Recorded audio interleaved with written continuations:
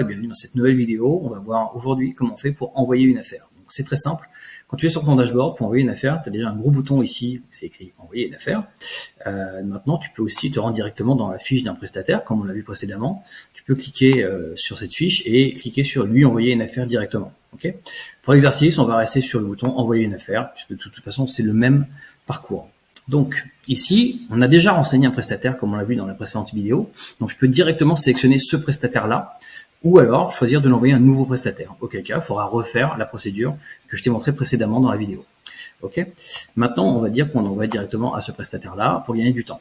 Ici, on va saisir des informations relatives à cette affaire, l'affaire qu'on veut envoyer. Donc, imaginons par exemple que nous sommes, je sais pas, un UX designer et on a besoin, on a identifié en fait un projet pour un développeur, voilà, qui serait par exemple un développement d'une application iOS, pourquoi pas, voilà. Et on va compléter le reste. Alors, je vais faire pause sur la vidéo, je vais compléter les informations et je te reprends tout de suite. Voilà, donc reprenons. Ici, j'ai donc renseigné le nom du client. Alors, le nom du client n'est pas du tout divulgué au prestataire, donc au destinataire de l'affaire. En fait, il est juste, dans un premier temps, pour toi, en fait, pour pouvoir te retrouver parmi tes dossiers.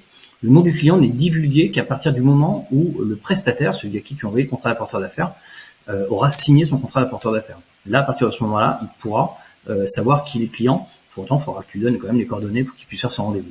Donc là, ici, tu vois que j'ai renseigné en fait une description. Donc j'ai mis voilà l'essentiel en fait à savoir hein, sur un projet pour donner envie à un prestataire de s'engager. Je dis l'un de mes clients est à la recherche d'un développeur. Tu vois, je nomme pas le client. Une application mobile compétent expérimentée pour un nouveau projet destiné à une clientèle principalement composée d'utilisateurs iPhone.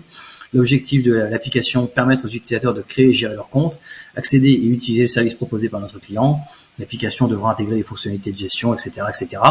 Budget du projet, 25K. C'est mieux quand même de connaître le budget pour savoir, pour le prestataire, savoir si ça va être réalisable et aussi connaître la deadline puisque, en fonction de son agenda, peut-être qu'il ne pourra pas prendre ce projet. Donc, c'est vraiment des informations cruciales à récolter, au fait, auprès du client final pour pouvoir les mettre dans ton brief.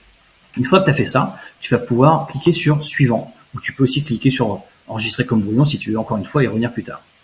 Ensuite vient la dernière phase. La dernière phase, c'est simplement le commissionnement. Donc, quel commissionnement tu veux demander sur cette affaire que tu envoies, parce qu'après tout, tu vas quand même permettre à un prestataire, de gagner un nouveau client, deux, de faire du chiffre d'affaires. Donc, tu peux réclamer ta commission, bien entendu. Donc, par défaut, nous, on a mis 10%, mais il faut quand même l'inscrire, puisque c'est juste un placeholder. Donc, tu mets 10%, tu peux mettre 15%, tu peux mettre 20%, comme tu veux. Ça, c'est à toi de voir. Tu peux négocier en amont avec le prestataire. Donc, n'hésite pas à l'appeler avant pour lui demander s'il est OK pour fonctionner comme ça. Et une fois que tu as fait ça, tu vas faire générer le contrat. Donc, tu fais générer le contrat. Donc, ça t'indique bien que il n'y a pas de retour en arrière possible. À partir du moment où tu as tout validé, il y a un crédit qui sera débité de ton compte. Donc, tu fais générer le contrat. Nous, on va s'occuper justement de générer le contrat derrière. Comme tu peux le voir, tu vas retrouver tout l'intitulé de la mission, donc développement d'une application iOS. Le prestataire qui tu envoies l'affaire, c'est lui. Le client, c'est le nom de cette société-là, mais ce n'est pas divulgué. Il n'y a que toi qui le vois pour l'instant. Et on verra dans une prochaine vidéo que le prestataire, lui, justement, n'a pas accès à cette information. Le descriptif que tu as saisi, il est ici.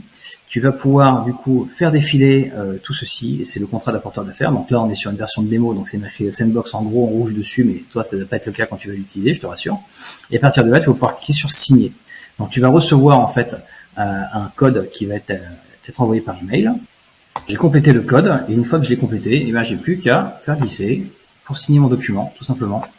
Et c'est signé. De mon côté, le traitement est en cours. Donc voilà, le contrat d'apporteur d'affaires a été envoyé à mon prestataire.